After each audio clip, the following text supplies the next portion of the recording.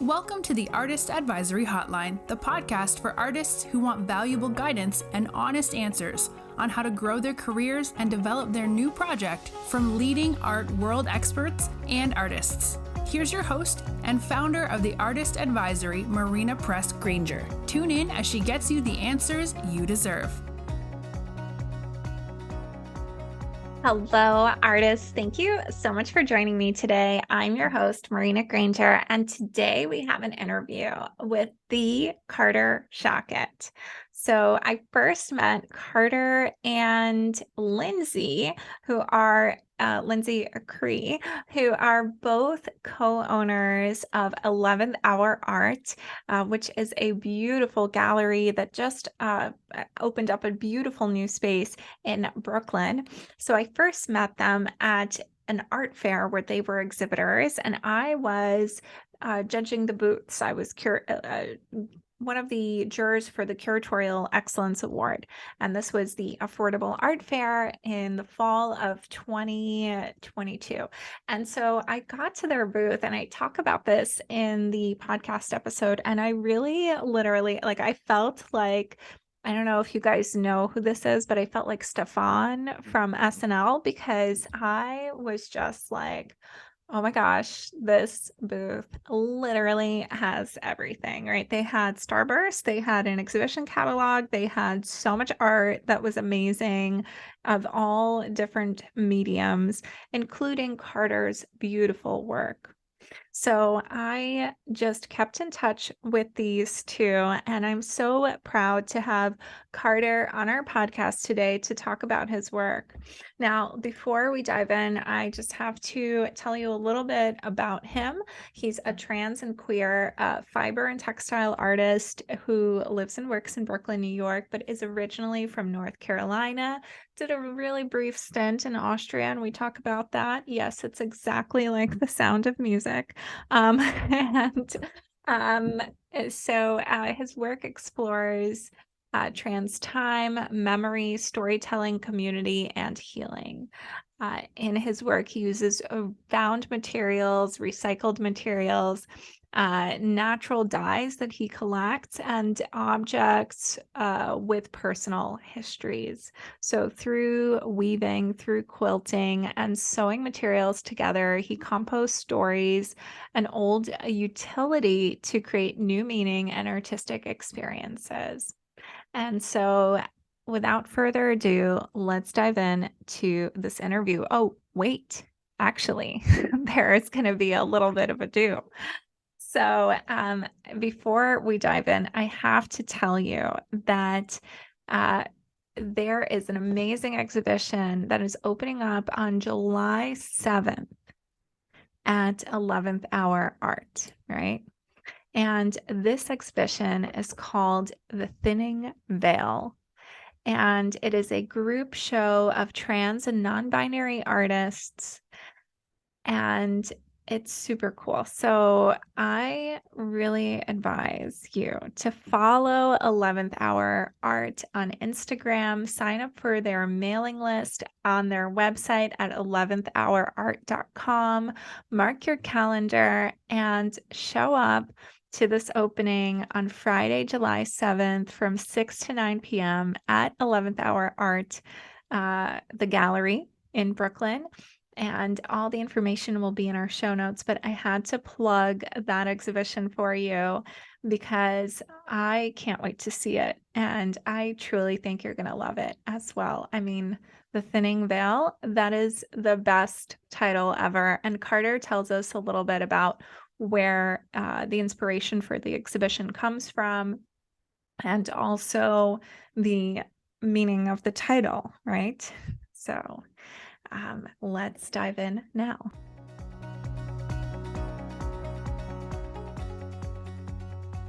Hi, Carter. Thank you so much for coming on my podcast today. It is so cool to hang out with you one-on-one, but also with this giant audience that we have. Yes, thank you so much for having me. I am so excited to be here, and I always love talking to you. So, yeah. I have to tell everybody listening how we met, because it was kind of one of those magical moments. I was walking around the Affordable Art Fair in New York City in the fall of 2022, right? Yeah. Yeah. And I happened upon your booth. I was actually a juror for the Curatorial Excellence Award. I think you guys got a mention, right? That We did not Oh, win. you I know didn't. that. I know that because Lindsay was like, "What happened? We love Marina so much. Like, why didn't she give us number one?" I I totally like put in a vote for you guys, and I was like, them, No, please. looking back, our booth was so chaotic. I definitely don't think it would win curatorial excellence. It could definitely win some other awards like most exciting or most varied, but it was not as as sharp as I think it could have been. I We don't were know. just too happy to be there. I loved it so much. I literally walked in there and it was like, oh my gosh, this booth has everything. No, that was our problem. We had everything. We shouldn't have had everything. I don't know. It was refreshing to me. I loved it. Thank And you. I mean, everything from the Starburst that you gave Mhm. your visitors to your work that was hanging in the booth. Oh, thank you. Yeah, that was beautiful. And so your booth was for your super fresh new hot gallery called 11th Hour.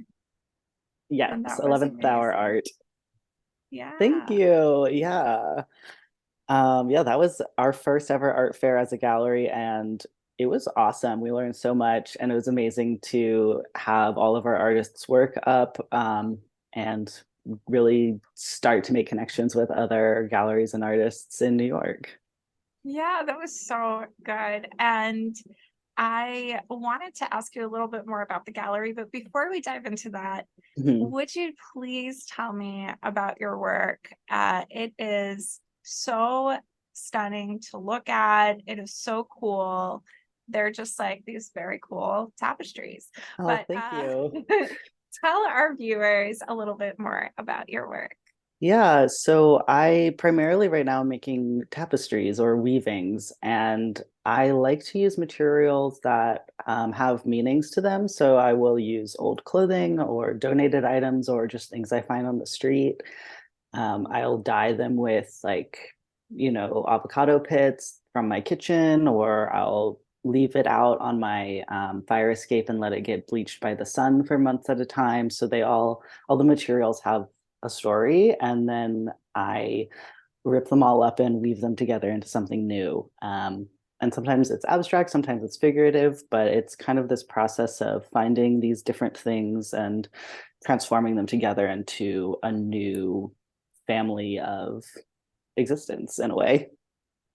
Yeah, and you know, there are representational aspects to it. So, can you tell me a little bit about the imagery in your work?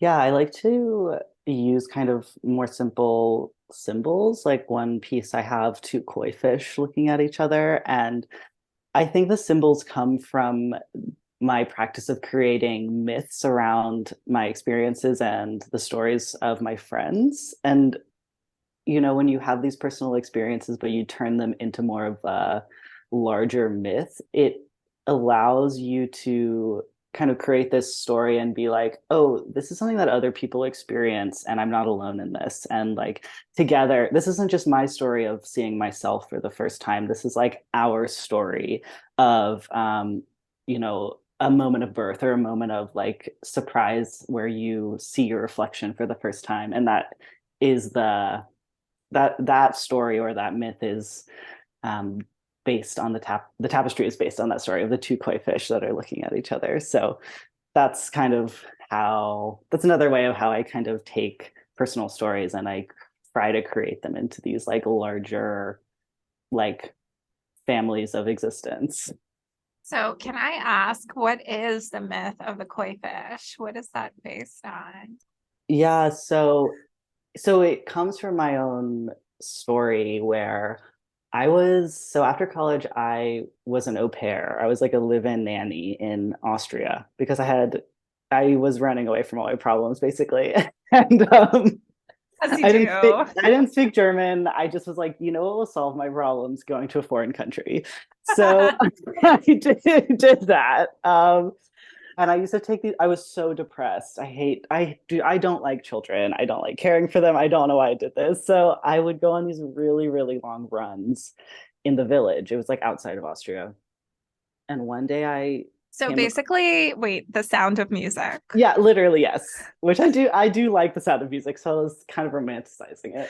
But Okay. I would go on these really long runs, and one day I came across this like abandoned construction site, or it was like a old building that was, I guess, under repair, but like no one was doing anything to it. And it was glass, and the glass was so dirty and distorted and warped and cracked. And when I saw my reflection, I guess it was just distorted enough that I actually thought that I was looking at a different person. Like I was like, oh, who is that like cool guy?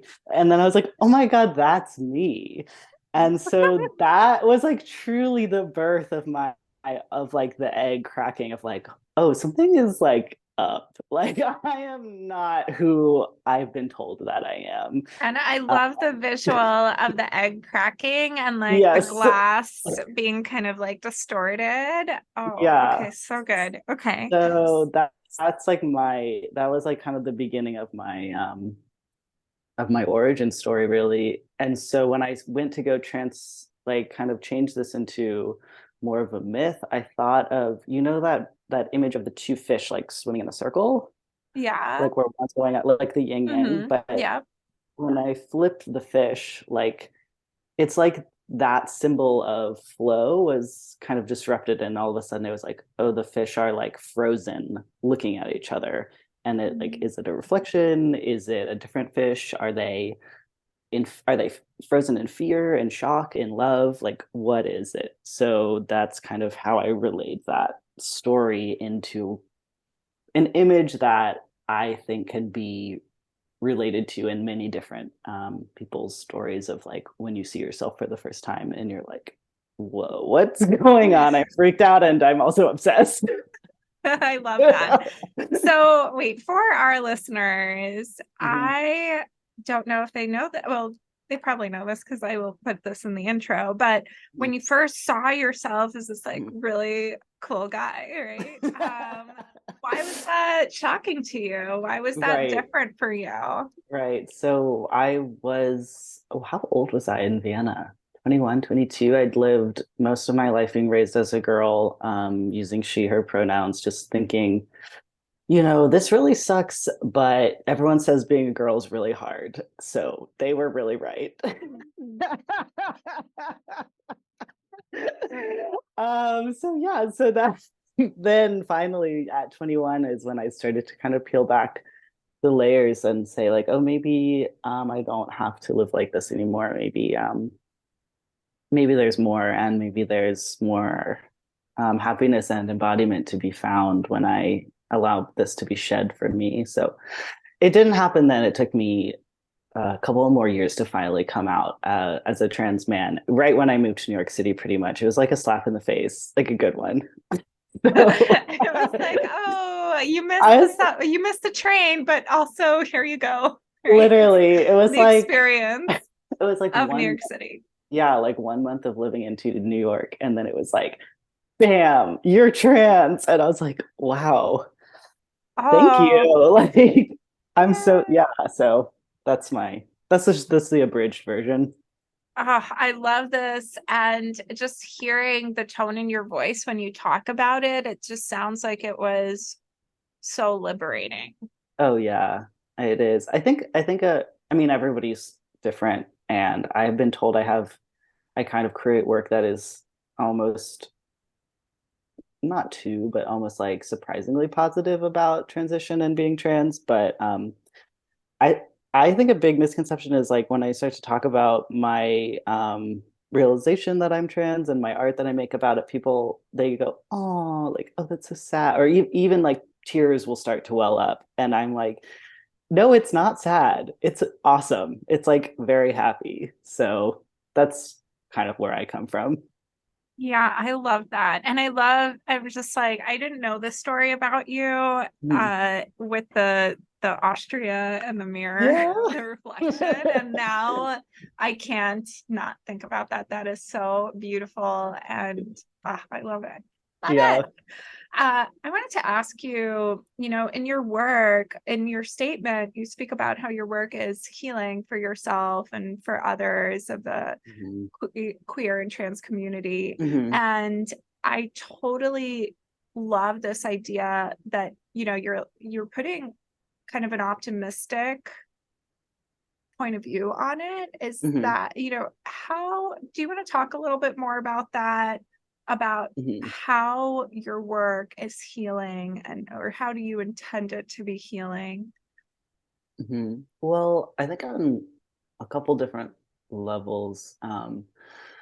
I think one is that it's always, at least for me, healing to walk into a space and see art that like genuinely reflects my experiences and how it can really feel like you're being held. There's a piece in the upcoming show that feels that way for me. And when I look at it, I just feel I'm like, oh, this is so poetic and specific to my life. And it's so beautiful that we share this.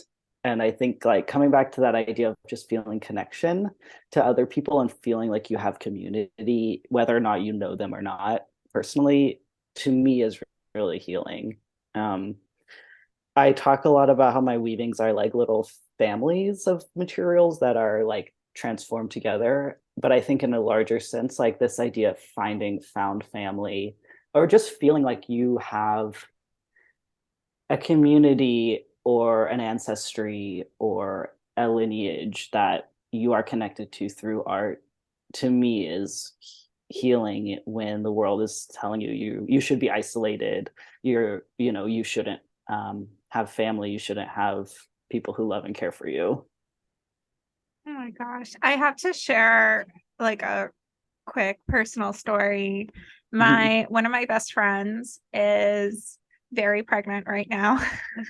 and Mhm. and she's gorgeous. And she met a trans woman Mhm. and they fell in love. Oh. And I don't know very much about her partner because I didn't get Uh-huh. to know her partner that well yet. It's not like it was like a shotgun wedding or anything. Yeah. They've been together for a while, but they're in their like little love nest. Uh-huh. But her partner came out as trans later in life after a marriage, Mhm. like a hetero quote Yeah. unquote Yeah. marriage. And her family was like, oh no, um, you'll never like you won't have a family, you're going to be Right. alone, blah blah blah. Yeah. And they had this huge fear. And then just a few months later, she met my bestie Mhm. and now they're going to have a family. And it's Yeah. so beautiful. And it's just like one of those things like, don't, why does it have to be that it's got to have like the white picket fence and like the Mhm. hetero couple for it to be a good thing, right? Exactly. Or like a happy ending or something like that. Yeah, I mean, so many people are like taught, and it's not necessarily our fault that we're taught this, that there's only one way to be happy, and you just are physically unable to see outside of that. But once the glass cracks and you start to see outside of that, and you start to like see and meet people who live their lives differently and so happily, it's just like the possibilities are endless. Yeah, they really are. And yeah, like just align with your soul's purpose, everybody. Just don't worry about Yeah. it. Yeah, Yeah. there you go. Everyone just be happy. Yeah, it's Problem cool. solved. Problem solved. But first you might want to go to Austria for no reason. Yeah. Do something you don't like. No, Oh but God. anyway, I can't imagine what that must have been like. Did you go from North Carolina to Austria? Yes. Yeah. No, I know. Wow, that must Yeah. have been really I mean, interesting.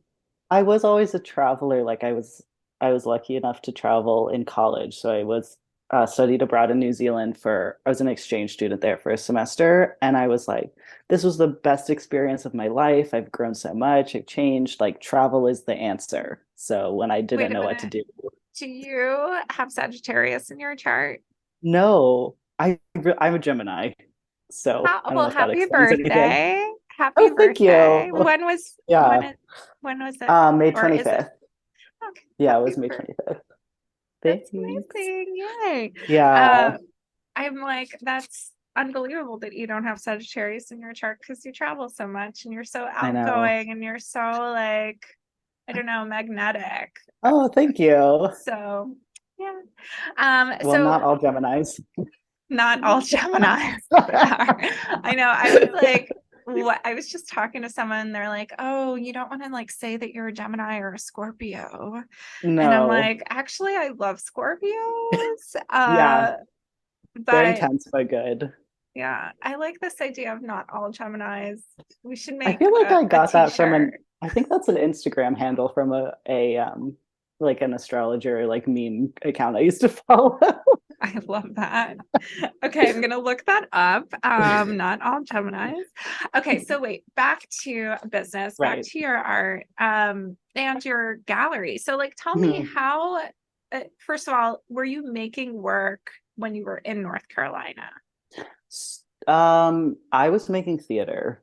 I Mhm. came to New York to do theater. I was an actor, director, deviser, writer. Um, so I moved to New York to do that, and I did. I put up a musical I wrote with a friend, um, 2019, I guess, the summer of 2019. It was like a slapstick comedy musical about mimes. It was like a religious satire musical. Um, and then COVID happened. And then I don't know, I kind of broke up with theater. I was like, I did what I had to do. I'm I'm ready to move on. So, So, when did you begin making the weavings? right. So I started weaving yeah, over COVID, like in Oh, 2020. that's so wild because when I think about your work, when I look at it, and then when I hear you talk about it and how very clearly developed your intention is behind it and how clearly your particular perspective informs your work and how well thought out it is, I'm like, oh, like Carter must have been making this for like 10 years. Oh, thank you so much. Definitely not. And hopefully it will continue to grow and change but yeah, something about and honestly, I think it did align more with my transition. I really kind of, I moved to New York, started transitioning, did this musical, and then suddenly I was able to really sit still for the first time in my life and sit with myself. And weaving is such a meditative process. And I don't think I would have physically been able to do that before coming out and learning how to be at peace in my own body. Mm. Do you consider yourself a spiritual person? I think yes, but in, yeah, I think yes. And do you feel, I consider myself a pretty spiritual person. Over the course of the past few like podcast episodes, I've been coming out of the, so to speak, broom closet. I'm like, hey, I'm kind of a witch. And yeah, ironic because I don't have one broom in this house. The sniffle Wild. closet. Yeah, The Roomba. the Roomba closet. Yeah. Not a well, I'm also a dancer, so wild. Okay. So Uh-huh. anyway, I was gonna say I don't do Roomba, but I do. And I know, anyway, yes, great, great, wonderful vacuum cleaner to put your pet on. um Yeah. yes. But I really feel like the moment you truly align with your soul's purpose, which might feel a little bit challenging because it's the unknown, right? The more you align with your soul's purpose, the more unknown it is to you because it's a new experience, it's a new feeling, and because it's unknown, it's uncomfortable to us, and that's why it's scary to do it at first. But the moment that you are fearless and you take that leap, everything starts to fall into place and everything feels so aligned. Does it not? I completely agree. I think when I started doing art, I knew visual art. I knew it was right because I had tried theater, I had tried writing, I had tried dance, and in every other form of creativity, I was thinking about doing the thing more than I was actually doing the thing.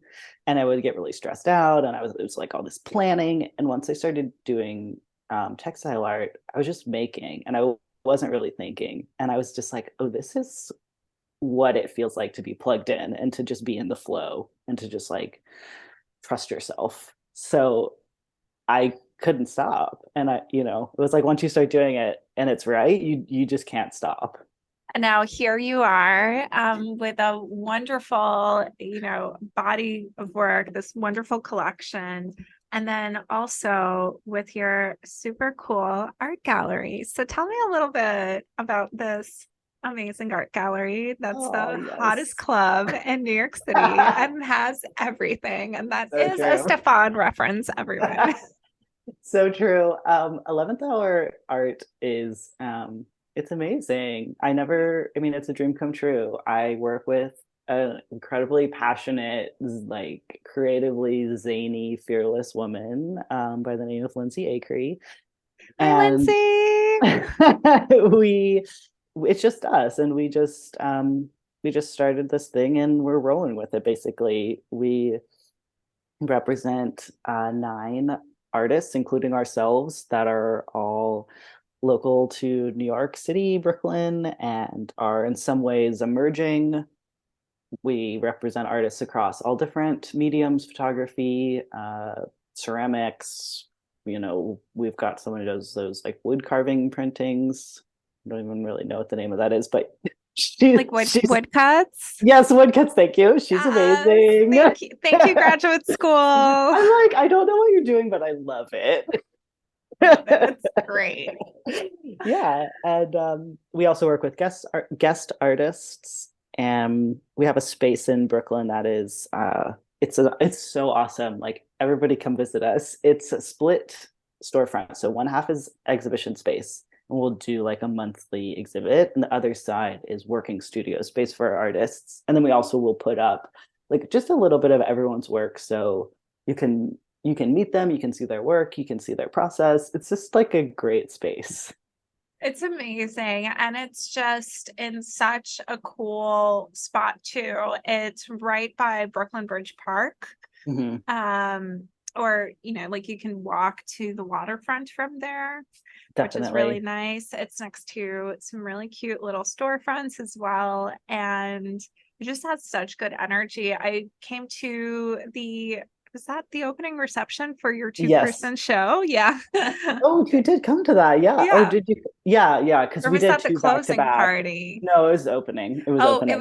You did 2 nights, right? Yes. Like you did one opening one night, and then I came to the second night. Yeah, we did Thursday and Friday because we are crazy. Yeah, I don't know how you did it or like how you survived. Yeah, no idea. But hey, you did it.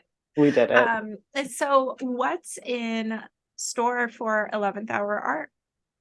Yeah, so I'm super excited. I am co-curating a show that is opening the first Friday of July, which I think is the 6th. Oh no. Yeah, that sounds about right. I should know double this. check. This is, a very it's the 7th. Oh, the 7th. Okay. Yeah. But are you having your opening reception on the 6th? No, we're gonna have it on the 7th. Okay. All right. Cool. Everybody come on July 7th. July 7th. It's gonna be called The Thinning Veil. And it's a show featuring all trans and non-binary artists. None of the artists are part of our residency, so they're all guest artists. It's going to be amazing. I'm co-curating it with an amazing friend and artist in her own right, Alexia Catenazzo. She's a video artist. And yeah, it's just a stunning lineup of artists. The work is so amazing, and we are just really pumped about it. I love that. And just backing up a little bit, Mhm. you say none of the artists are part of your residency. So Mhm. the artists that you do represent in the gallery that you work with Mhm. on a regular basis, they sort of have a residency because they get to use the studio space. Right. I just call them our residents because that kind of makes the most sense because they have open access to our studio space and we house all of the art that they make in-house. So yeah, they're like Lindsay calls them our family, but people get confused when she says Yeah. that. So I Yeah. tend to call them our residents. So yes, these are all people who do not work in our space and whose art we do not like live with. I mean, although I do see this wonderful branding opportunity if you call them your family, because it could be kind of like, like a mob situation where they're like your family. And although and anyway, maybe that's we're gonna scratch that. Maybe it's an Okay. idea ahead of its time, but Yeah, we're all about breaking the norms, pushing the boundaries. So yes. anything's welcome. Oh, okay. All right. Well, we'll see about that. Anyway, so I wanted to ask though, Thinning the Veil is the title Yeah. of the exhibition. Mhm. And what does that truly allude to? It kind of alludes to a lot of different things. Alexia and I really took to the title because of its multiple meanings. I think the most obvious one maybe is the idea that the veil between the trans experience and mainstream understanding is getting thinner, which is both great and really scary because with visibility is always going to become more violence and the threat of violence. So it's this double-sided idea of represent the tension between representation and violence. Mm, mm. Okay.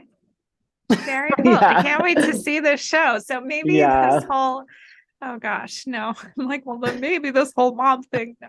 Okay, sorry. It was just like a play on the art world, everyone, because I'm like thinking, well, like the art world is technically like the most unregulated industry, and Yeah. so are gangsters. No, it's true. It's like the wild. Lindsay always says it's the wild, wild west. Like you can just like do anything and like see if it works. Like it's really It's wild true. out here. It's wild. Yeah. But that's not to say that you guys are wild and unregulated. Well, You guys are we try very to regulated. we try That's to put why on the there would be an irony in it. So, yes, I understand. Yeah. okay. Wow, digging myself out. Okay. So,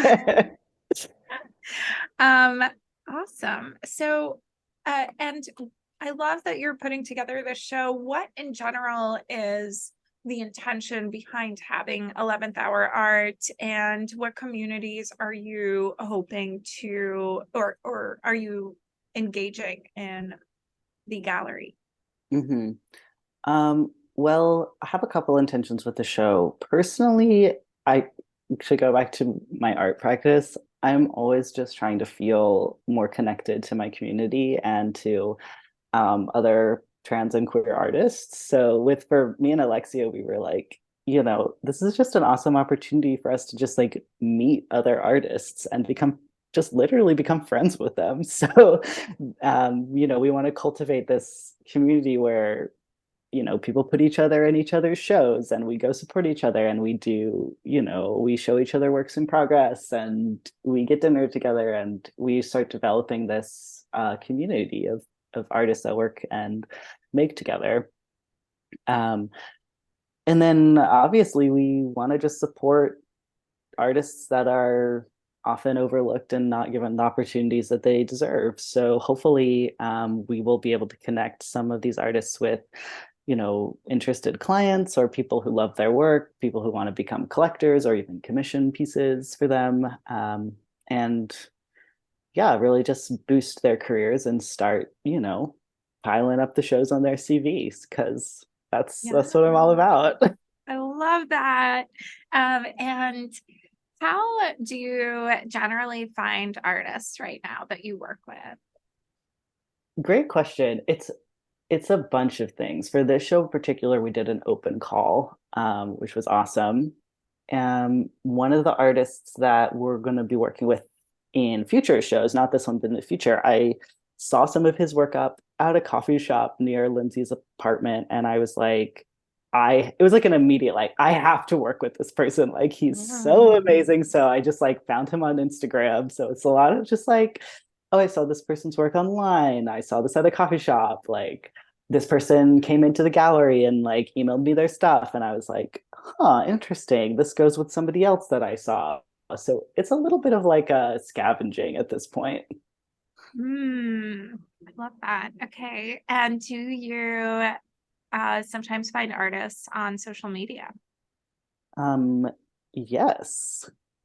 A lot of times when they have social media presences, I get a little intimidated because I'm like, oh, this person already has a following. This person like already has a like, it can look so professional, and I'm just like, oh, they would never want to work with me. But then you never know. So like, You gotta ask. I know. So it's the imposter syndrome, of like, oh wait, I think that as me, Carter, but then I think, oh wait, I literally run a gallery. Like I can reach out and be like, hi, like I'm a gallerist. And that's like a totally different persona that I can become. Yeah, you literally are running a gallery in New York City.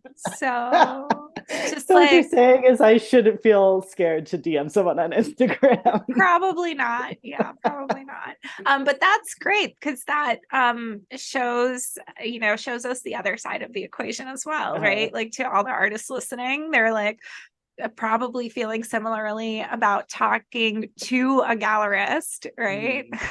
So Yes. Yeah, no, I love it when people reach out, when they email us, when they come by. I love meeting people in person. Like coming by in person, I think is the best for me. Coming to our shows, and I'm always that person who's like, we're at a reception and I'm making someone pull up their Instagram to show me like their art. I'm like, oh, you're an artist? Like, let me see. Like, what's your handle? So I love it. Yeah, that's the way to go. yeah. And I just want to round up our conversation by talking about the spiritual. Yes. I was just wondering, are there, because I also feel, well, not that I only feel it, but it truly is. I find your work very healing. Oh, right? thank you. And I think that it's super healing because you normalize these situations that others might feel very alone in, right? By making us realize how universal they are.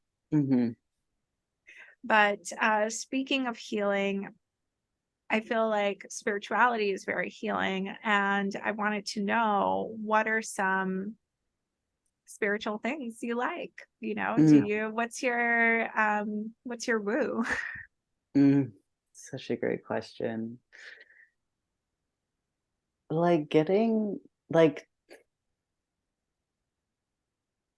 there is like a space, like a meditative, creative space that I will try to tap into. And I think that is like my spiritual home in a way. It's like it's very embodied. It's usually reached by breathing and sitting still and like being outside sometimes. But I don't know, have you ever seen the cartoon like Avatar: The Last Airbender? So I no, I have not, but I know what you're talking about. Okay, so he like goes into the spirit world. It's like Mhm. literally a world, and he like meditates to get in there. And I always think of it as like, oh, I'm in the spirit world. Like, you have to like settle yourself. You have to kind of find your access point. But then once you're in there, it's this like wonderful place of like freedom and creativity and making that is like, yeah, it's just like the spirit world. Oh, I love that. And so to get into the space, Mhm. what exactly do you do? It's kind of like just getting in the zone. Like sometimes it's like touching materials, sometimes it's just like sitting still in the breeze, sometimes it's, like getting my journal out and like trying to just like do like a word vomit of like the kind of like daytime stuff that needs to get out, and then the creativity can start to emerge. Hmm. So there's a lot of different ways to get into it, and I think I'm still trying to discover like which ones are the most effective and which ones are like, the new ones. Love that. I mean, from what you're telling me, there are so many different, when we are, we have many different types of brain waves, Mhm. right? Like when we're in a very quick response headspace, we're in the alpha brainwave. Mhm. When we are feeling kind of like nervous and busy-bodied, we're in the beta brainwave. Mhm. And then there are theta brainwaves, which are further apart. And it just sounds, I mean, I know um, when I get into my zone, I aim to get into the theta brainwave, which Mhm. is this um, very meditative space where you truly connect to your higher self. Mhm. And, well, whether you're spiritual or not, these brainwaves are scientific, so they really exist. And getting into that theta brainwave, a lot of people do it by meditating. That is the number one way to do it, but also it is the brainwave that we have, I think, just as we get out of sleep. Mm. And so that is your super hyper focused, not alarmed zone, unless you wake up to an alarm, which I do not recommend. It's so much better to wake up to one of those like glowing lamps or Yeah, something, or or you like can bird noises. bird noises. That was like the next thing I was gonna Yes, say. I love Um, doing that. I mean, it is the key to youth, clearly. Uh, Yes, I totally, yeah, what you're saying about the theta brain waves, that's like exactly what I was trying to describe, but I didn't have the words. I'm like, it's just the zone. Like the you're in the zone. flow. How do you Yeah. get there? I don't know, but when you get there, it's great. Yeah, it's awesome. So, speaking of brains, I wanted to also ask you if you had some advice for around mindset for any Mm. artists who might be listening. Well, I will share what I tell myself, and what always helps me get out of my funk is you have to just start making. Like if you the only way to not be stressed is to be making. So I will get stressed like, oh, I don't know what my next piece should be if it aligns with my larger body of work or blah blah blah. It's like stop, or like I want to make this, but I don't feel like it really has any meaning, or like it will happen. You will discover the meaning as you're making. It will, but it's not going to happen unless you are just physically doing it. And sometimes I will tell myself like nobody has to see this piece and it's just for practice, and I'll start doing it and it'll be like the best thing I've ever made. I love that. Oh my gosh. Yeah. So don't overthink it. Just start doing. Just do it. Just Yeah. it's like the worst pice of advice but the best. Like It's kind of the just do it. best. Yeah. I Yeah. think okay, shout out to Nike. Just I kidding. know. But Just yes. yeah. Yeah. Yeah. Another thing a really close friend of mine shared with me a long time ago when I was doing more writing is like tell yourself, okay, I'm just going to work on this for 5 minutes, and um, if after 5 minutes I still am not feeling it or I don't want to do it, I can stop. And every time you're gonna keep doing it, and it's gonna develop into something good. So that's another trick I use on myself. I love this. Everyone get a 5 minute timer going. Yeah. Just 5 minutes. Ironically, Yeah. that's what I say when I want more sleep. So, Yeah. oh my gosh, Carter, thank you so much for coming on this podcast, for your wise words, and just your like being alive. So, thank you so Oh, much. thank you so much for having me and for your amazing questions. It was so fun talking to you as always. And yeah, I can't wait to see what you're doing next and who your next interviewees are. Thank you. Wait, before I let you go, can you Uh, tell us where people can find out more about you and your gallery on the internet? yes, so definitely check us out on Instagram. The gallery is 11th hour underscore art, all spelled out. So ELE 11th hour underscore art. You can find our website and email and everything from there. And my personal information is my name, cartershocket.com, or my Instagram, Carter underscore Shocket, Shocket. It's my name. Awesome. Thank you so much, Carter. Thank you. Okay. All right, bye. Thank you so much for listening. Support your community by sharing this podcast, leaving a review, and follow The Artist Advisory on Instagram at @the_artist_advisory, and visit us online at www.theartistadvisory.com.